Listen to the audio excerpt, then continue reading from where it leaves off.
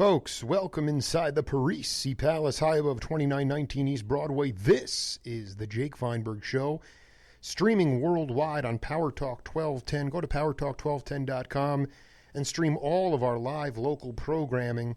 It is an honor to have you with us today. And the cat I'm about to introduce now, one of the most prolific melodic improvisers of our time. He's been doing it for the last half century. He continues to do it with younger cats, both here and abroad. Dave Liebman, welcome to the Jake Feinberg Show. Hey, Jake, how you doing? How are you, brother? I'm good, bro. What do you got there? It's 1 o'clock there, 1:45? We're on Pacific time. Okay, yeah. All right. I wanted to ask you a little bit, I feel like your driving force today is working with younger cats, and I wanted you to talk a little bit about how you grew up learning tunes by ear, as opposed to cats now who are learning to read and they can't identify songs through ear, and therefore their ears are locked, and therefore that's why improvisation by not everybody, but compared to your generation, improvisation has been stifled because we are no longer learning by ear.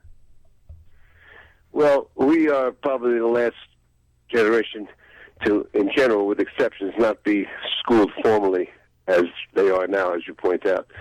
And, of course, when you're going to do school, anything that finds its way to the conservatory has got to be organized and made presentable and comprehensible to the most amount of students. And reading is a quick, let's put it this way, it's a quick way to get to it. It's different. I'm not going to say necessarily ear is better than reading it or reading is better than ear, because in the end you need both. And the musicians these days, I mean, in many of the places they do take care of both ends of it. Of course, the amount of material that a young musician is confronted with 100 years of music now, of jazz, and the nature of a school means get through things quickly, and reading is definitely a quicker way. And you have to remember, in the former times, I'm sort of at the end of it in the 70s, when guys played 6 nights a week, 3 sets a night, and mostly played the same tunes, you had a chance to learn things by ear. But this, we live in a different period, and speed is of the essence.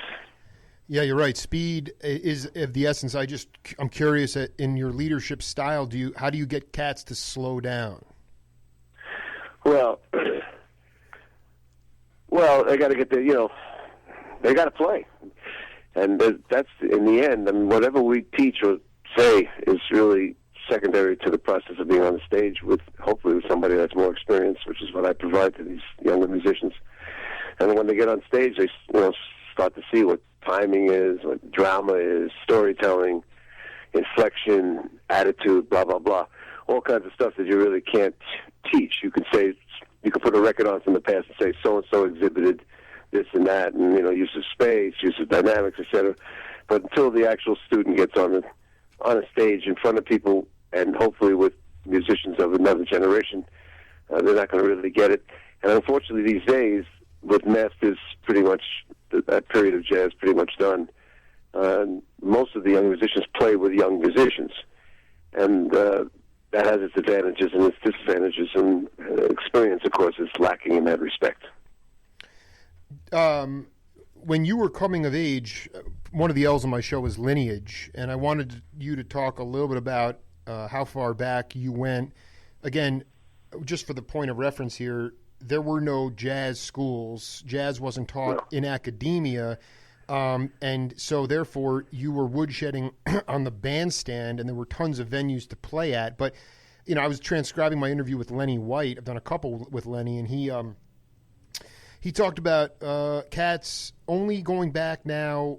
The cats not going back far enough, basically.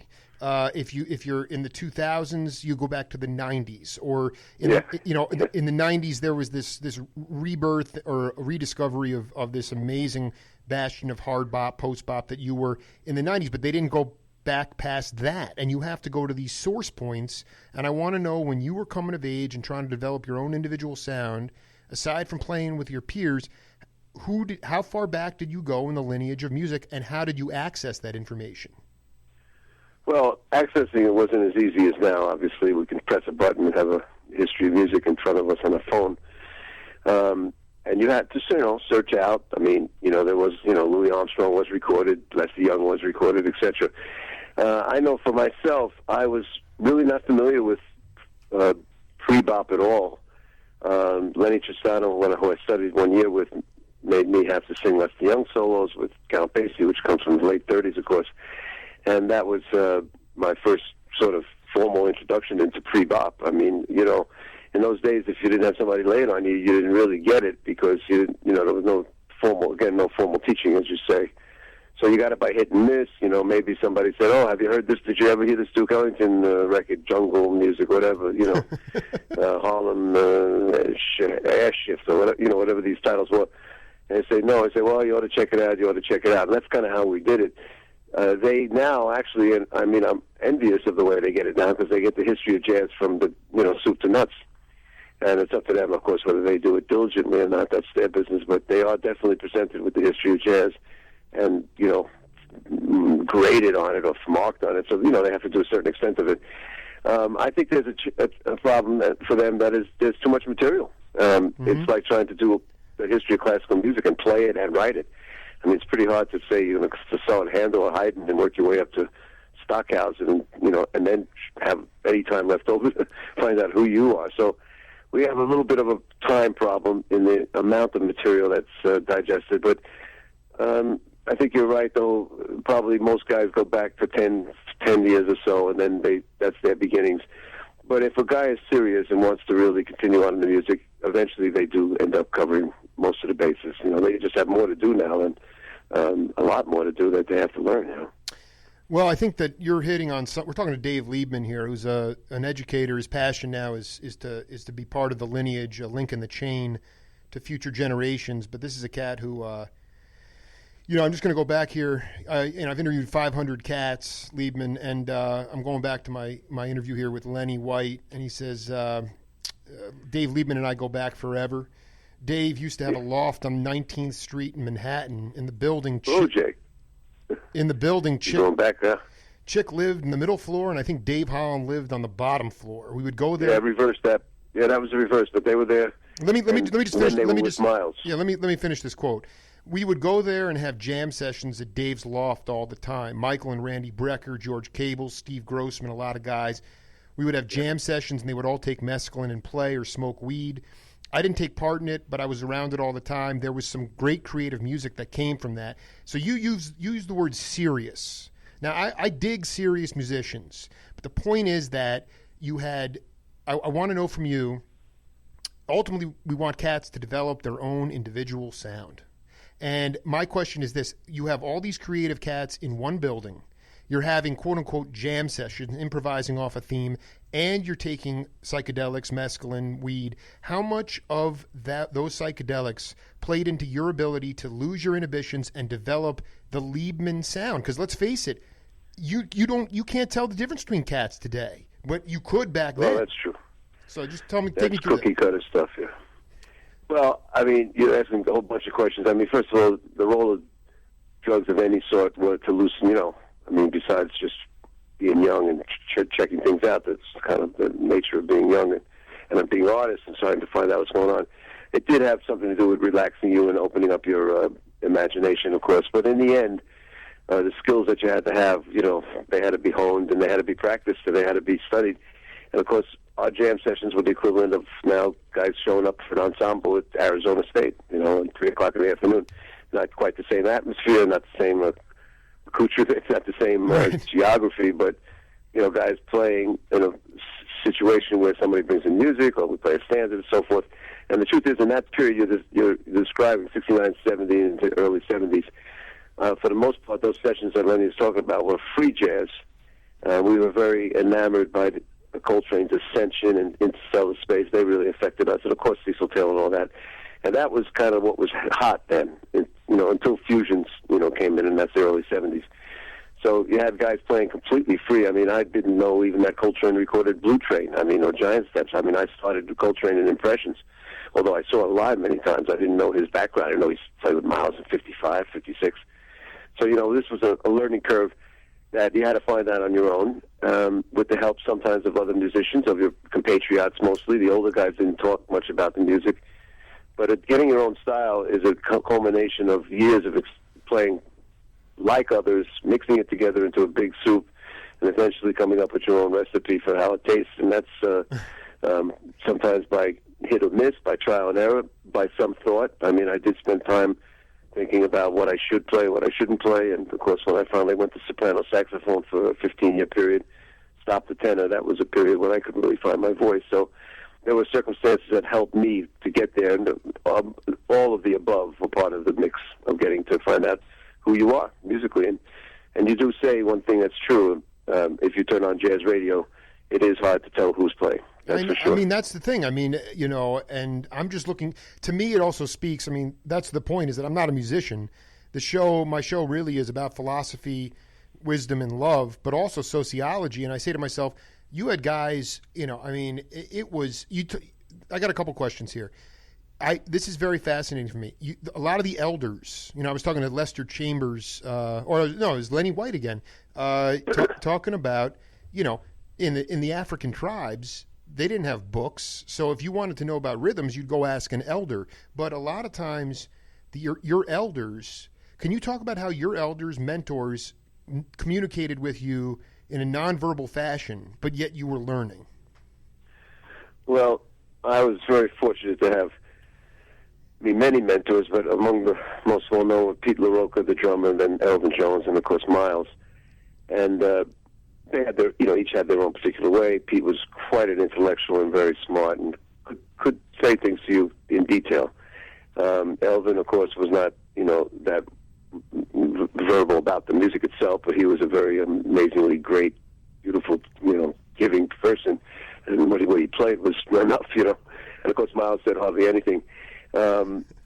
We got you kind of had to decipher the code.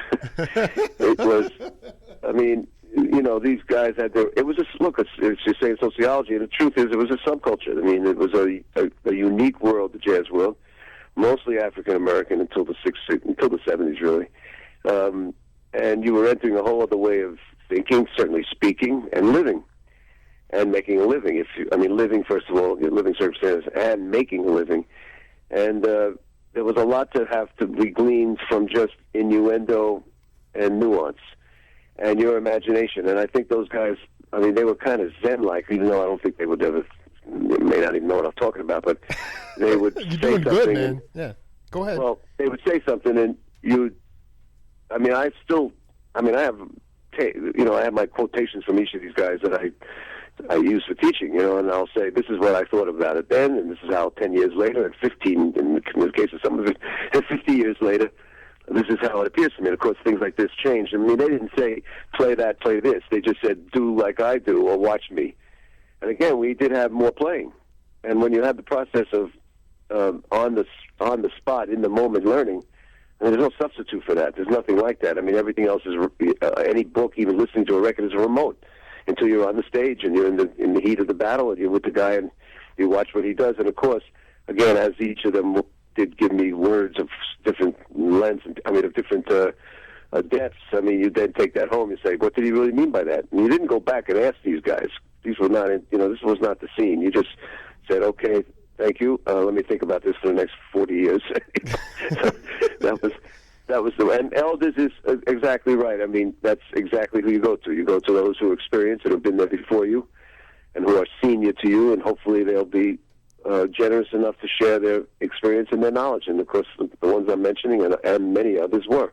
Who was in their way? They were generous in their unique, very little spoken way. They were very generous. Who was the first cat? You said Pete who? Pete LaRoca was a drummer in the 60s who was played with Sonny Rollins culturally, very well known. Oh, my God. I can't believe you just dropped that name. Because, he was known as Late LaRoca. He would show up when he wanted to play.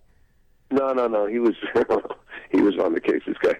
And he eventually became a lawyer. And he quit the business and became a lawyer. But over the years, I did play with him on different occasions. He was quite influential in my life. He was my first real heavy gig at 23 years old. Right. No, I wanted to say he's Joe Chambers mentioned him as one of the most underappreciated, heaviest drummers in the world. But I was going back to my interview with Buster Williams. Eventually, Mickey Roker had to fill in with Herbie because LaRoca was showing up at 10:30 at night. Herbie said, that's Roca.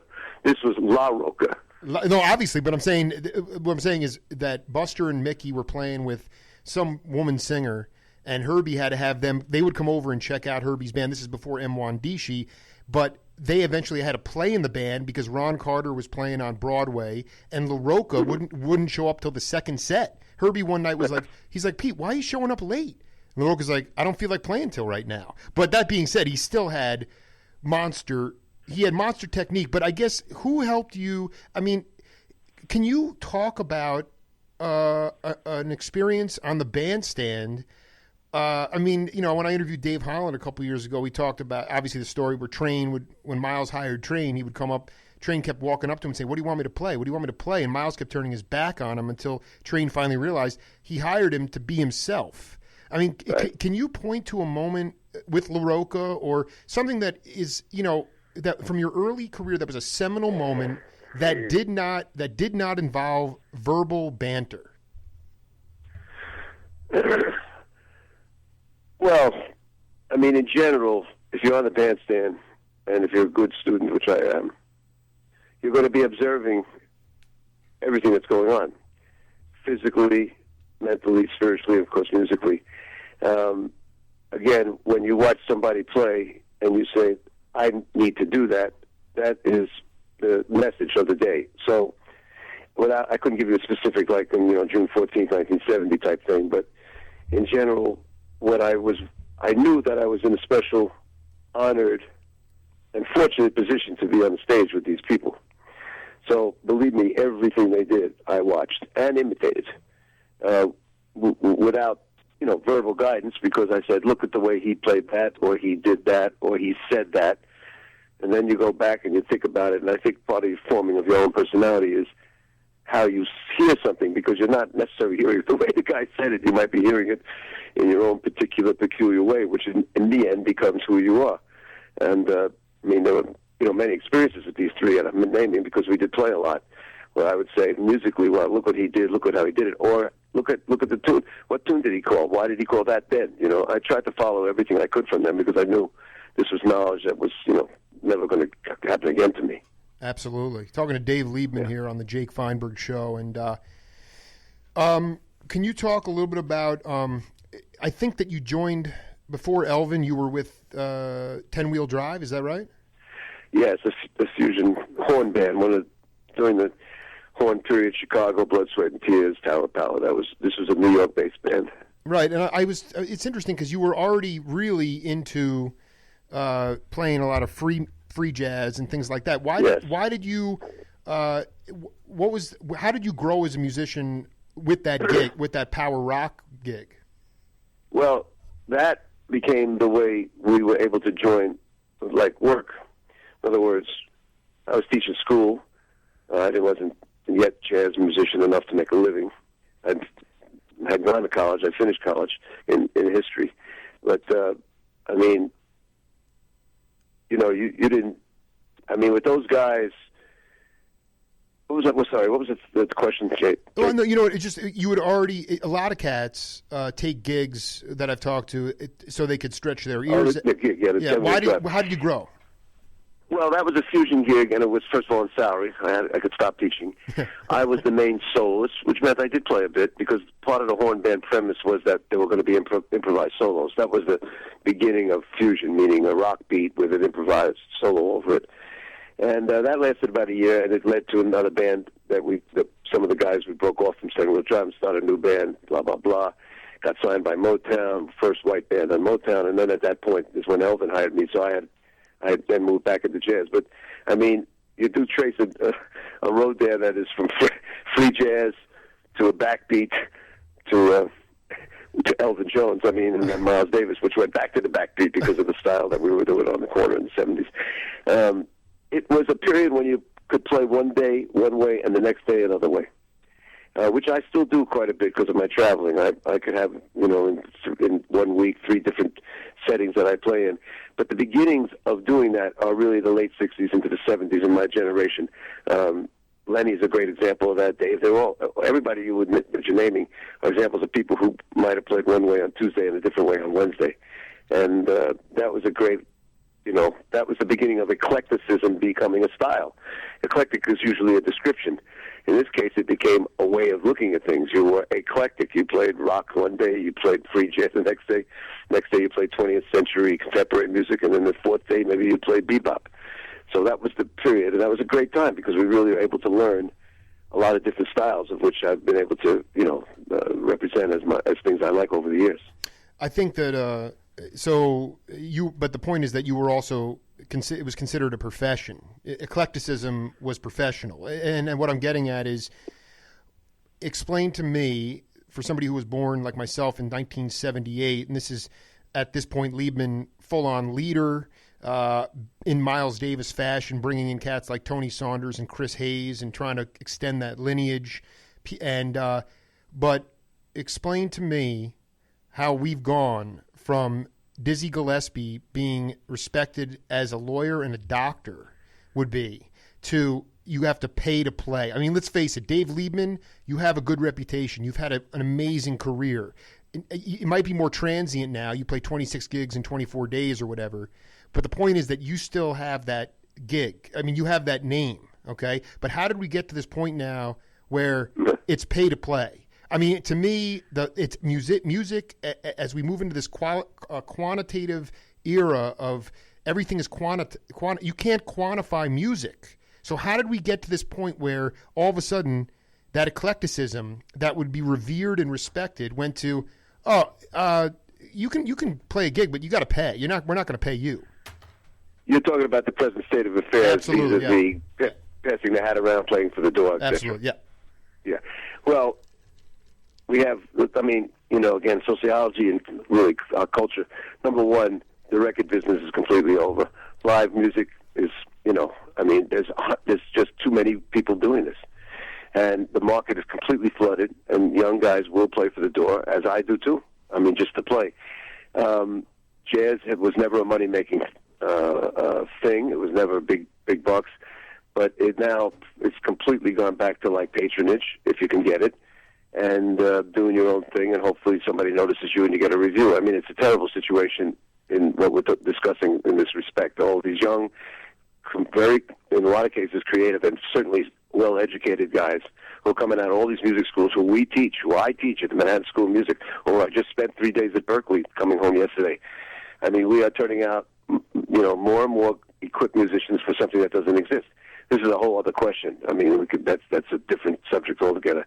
But it went there because the field got flooded and the business devolved. And that's really the difference between, let's say, 1948 and 2008. It's a matter of quantity, the supply and demand, and unfortunately the business and people's attention span and people having everything on the phone in front of them, every tune there in the world. It has to do with our culture, with the way the world is evolving now with the computer and internet and all that whole YouTube stuff. It's good and bad. The good part is that everybody is pretty sophisticated. If they want to be, they can really hear everything pretty quickly. And the young ones are mixing music together in a lot of very fascinating ways, because I hear bands all over the world because of my education thing.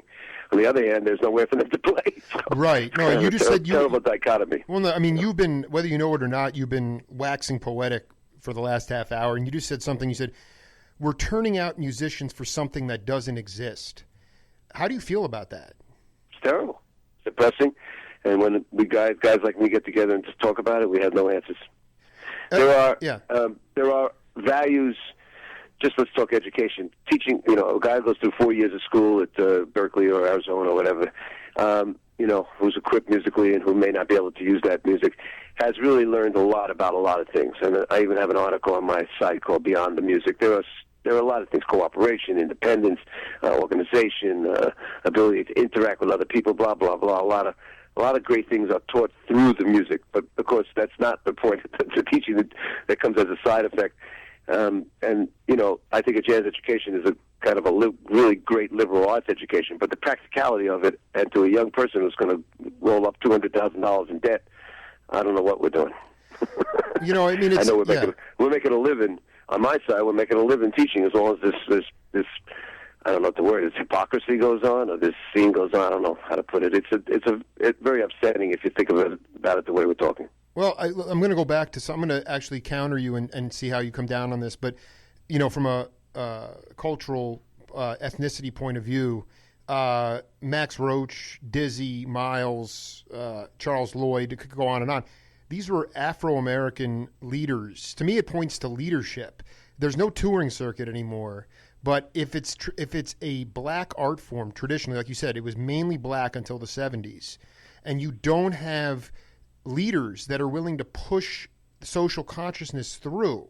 I mean, you can go to technology and say that we're underwater and there's too much material out there, but what about the leadership of the other, you know, African Americans, Latino Americans? I mean, to me, it was like, do they realize their roots in the music? I mean, it's not white music. It's become classicalized. And I wanted to get your thoughts on that, because to me, it's like there was a burning Afro quality. You look at some of that YouTube stuff with you and Perla and Elvin, I still can't get my ear around it. It is so unbelievably burning.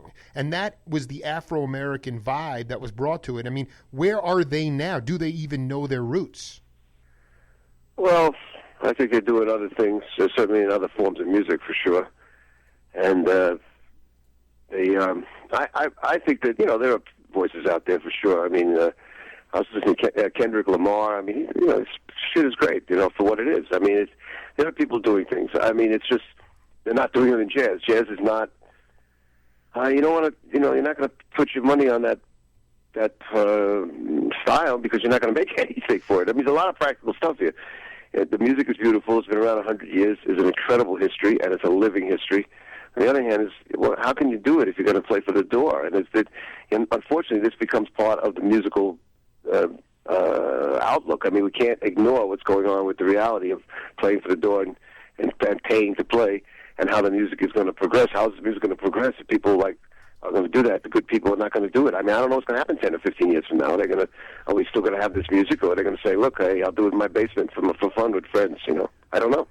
I mean, no, because even you, I mean, you're on your solo albums. I mean, ECM was a European label, right? I mean, you didn't get. I mean, did you ever record as a leader on an American label?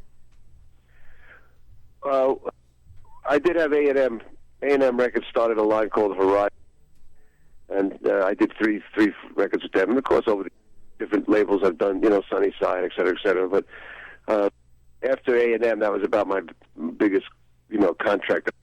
3 records, and that was it, you know. But I made my living, and what I've been doing basically has been, you know, Europe. I mean, 80% of what I do is in Europe, and that means playing with a lot of different people and a lot of different styles, which has really been great for my growing as a musician. You know, I'm very happy about that. That is also slowing down because of politics and because of economics, but it has been the life source for a lot of my musicians. A lot of people like me for the last 30, 40 years. No, I mean, it's a testament. I was, you know, one of the L's on my show is life, and what I mean by that is overcoming adversity. And I was hoping you could talk specifically about a time in your career, could be music, could be anything, where you were struggling, you were fighting it, and how you overcame it and how it made you stronger. Well, there was a period around early 80s, a combination of events, personal events, and health things, and so forth, that made me think I want to do something else in life. And I even took exams to get into law school, and did get into a couple of schools. Didn't do it when it came down to the deadline.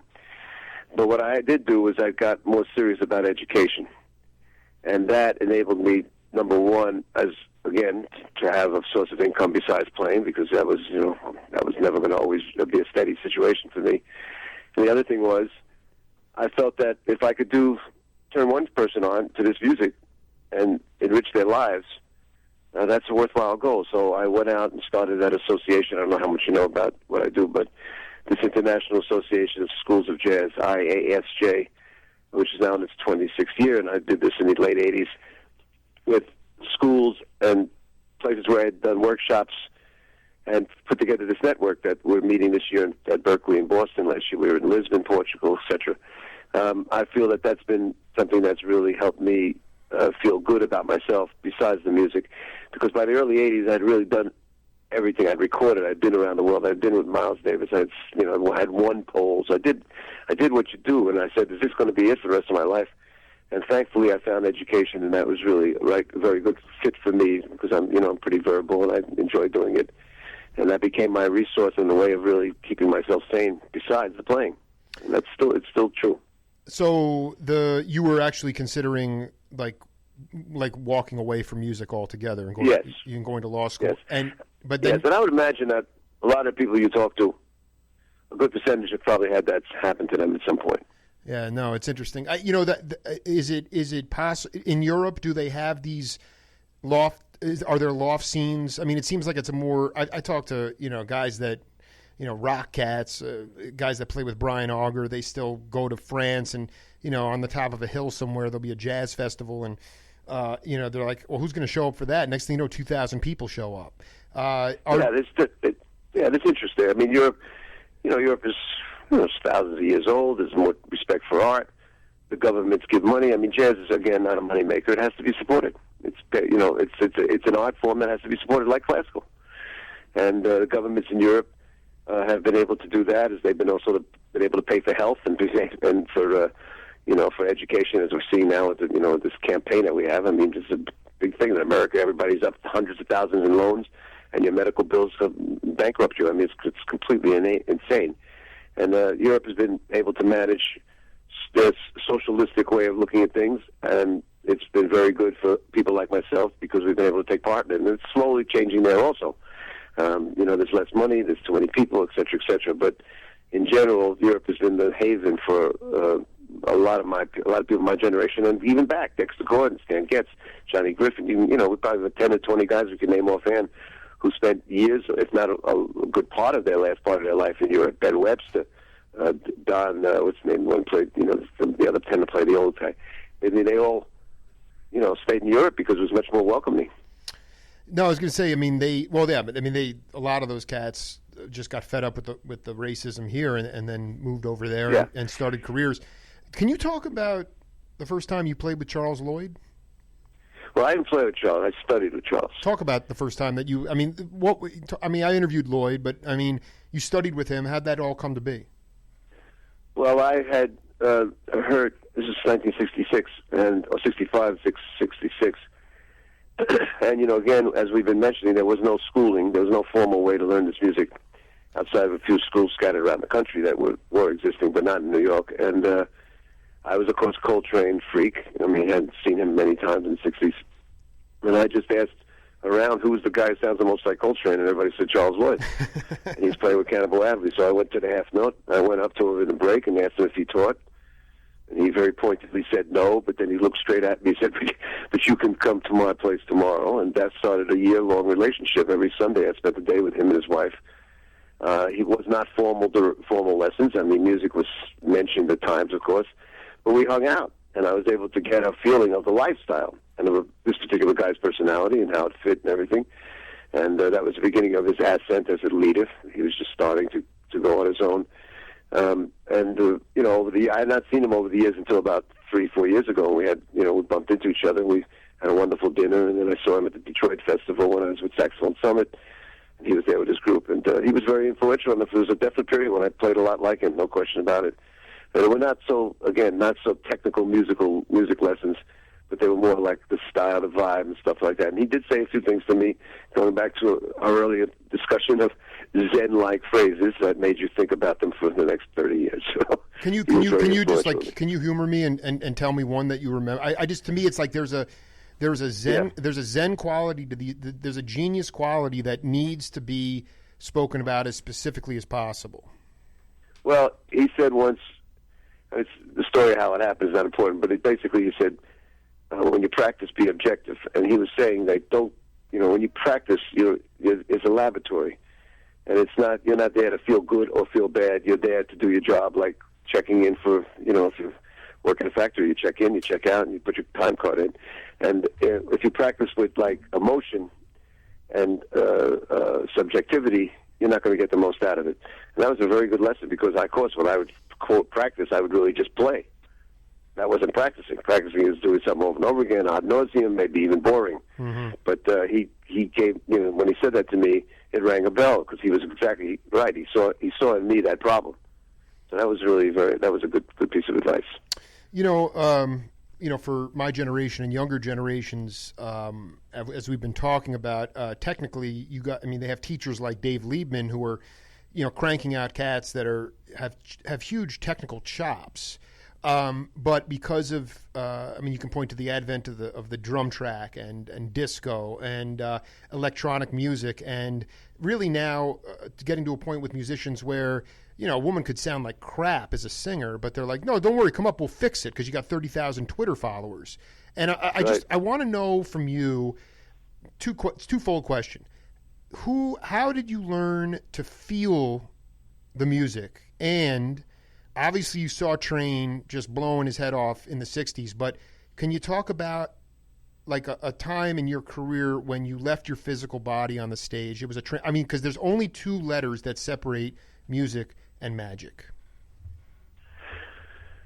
Well, I know that I could tell you about one concert that stands out in my life. It was it ties together the present time at that point and Coltrane. It was 1987 in Tokyo, and it was a memorial concert for Coltrane, 20 years since he had passed. And it was with Eddie Gomez, Richie Byrack, my partner, of course, DeJeanette, and Wayne. And it was quite an honor. It was a good gig. It was 20,000 people. We began the melody of Mr. PC, and everybody started applauding. It was like a rock concert. And in the middle of it, we decided to have a duo with me and Richie. We played Naima and After the Rain. And I remember just sitting in the spotlight on me and Richie, who's my pal, my closest friend, then and still. And just thinking, what a great thing. Here I am playing Coltrane's tunes with Wayne Shorter and Zach DeJeanette, Eddie Gomez, for people, for 20,000 people getting paid well. The light is on. What an honor, what a thrill. And I think that was one of the high points of my life, I must say. That was because it really kind of was like a marking off, like this is where you arrive. You're playing your most important influence with the next guy that's on one of your next influences, right next to him. And we had a really wonderful concert. It was pretty well known. It has been around for years now on DVD and so forth. And that was a great honor. And there was another one in India. We were the first jazz group to go to India in quite a while, maybe since Benny Goodman. I don't know what the exact details are. This was the mid-'70s with Lookout Farm, my first group. And we had cobblers with us, Badal Roy and Richie Byrack. I love it. Yeah, go ahead, continue. And Jeff Williams, yeah. And, when we got to India, first city was Calcutta, which was really grim. And I'll never forget that first concert we played in Calcutta, where the people were just, the vibe of the people was so serious. I mean, Calcutta was a serious place then, and still is. And, pretty dark vibe, people picking up bodies every night, stuff like that. And here we were at this part of the world, and of course this one, 75, when, when it's so common to go traveling like that. Here we are playing our music for these people who are so passionate and soulful, who have such a life to have to live in the way they live there. That was quite a moment to me. Yeah, Badal Roy, that dude, you had such an eclectic group with a bunch of ethnic percussion. Can you talk about when you were with 10 Wheel Drive or even with Miles, and you would go, there's some just transcendent concerts on vinyl, from the Fillmore West. And I'm just curious if there were cats that inspired you, that were your peers, but they might have been playing different kind of music, like, horn bands from like the Tower of Powers or Sons of Champlin. Were there any cats that you actually might have, that you got close with when you used to gig out there with Miles? You mean close to? You mean other musicians in other areas? Well, we've talked about Richie and Jack and Holland, Lenny White. Those the quote unquote jazzers. I'm just talking about like psychedelic rock bands, horn bands from that time when you were out there. Because those Bill Graham would put you on a bill with Tiny Tim and the Jefferson Airplane. Yeah. I not really. I didn't really. We didn't have much of that going on. If you had three acts, with the case with Miles always played first, and then you were out of there. You just leave. You would just leave. I was, I enjoyed. Look, Jimi Hendrix and the Beatles are part of my DNA, just like everybody's. I enjoyed that music, but it was not something that I, was familiar, hanging around and seeing what was going on, because it was another world. I mean, pop music then was, as it is now, it's a completely other ethos. I mean, it's about numbers and success and crowds and, people coming and all that and being popular. And jazz is not about that. So it's pretty different. And, and I enjoyed the music, but I also thought sometimes, they're getting a little more than they need. So they really deserve the kind of attention they get, But then the horn bands, again, were mostly, a lot of cases, made up of kind of jazz or studio-type musicians, so they were kind of our kind anyway. But you talk about Jefferson Airplane and all that, that's a whole other world, Well, yeah, they were just, even the rock there was jazz inflections in the rock. That was just so scintillating. But, one final question for you, Liebman, and it's just been an honor to talk to you. My pleasure. Thank you, Jake. But can you define, just in this day and age, the callousness that's enveloping the world? You talk about Europe, even the philosophies changing in Europe, the rigidity settling in this country. One of the L's on my show is love, and I just wanted you to talk about your concept of love and how you bring love to the world. Well, I'm fortunate to have the music. Without that, I wouldn't know what I would do. And okay. Music is a healing force, it's obvious. And it's coming from another source, from beyond the material world. There's no question about that. From Mozart to Jimi Hendrix to Coltrane. I mean, it's all coming from the outside of our physical beings, no question about it. And music, especially improvised music, is very specifically healing because it's in the spot, in the moment, and about the vibe that is being felt at that time between you and your audience and the other musicians. I mean, even if you don't have an audience, you have a vibe. And we're very fortunate, those of us who play this music and do it for a living and are recognized enough to be able to continue. We're very, very fortunate that we can live a life like that. And it's you're kind of a medicine man. I mean, it's shamanism. I mean, in the end, that's what it is. It depends on who and to what degree, but it's basically that's where it's at. That's what we do. Well, I look forward to meeting you in person one day, Mr. Liebman, and I hope that at some point we can get some sort of loft scene. I mean, I hope that there's some solutions to these questions that you and Rock Alam sit around. And but I really appreciate you being part of the program, brother. Thank you, and your great questions, very different, and I appreciate your attention, and hope some of the people enjoyed it very much. Thank you for your time. Love always. Peace. Okay, ciao. All right. Thank you. We'll be right back on the Jake Feinberg Show.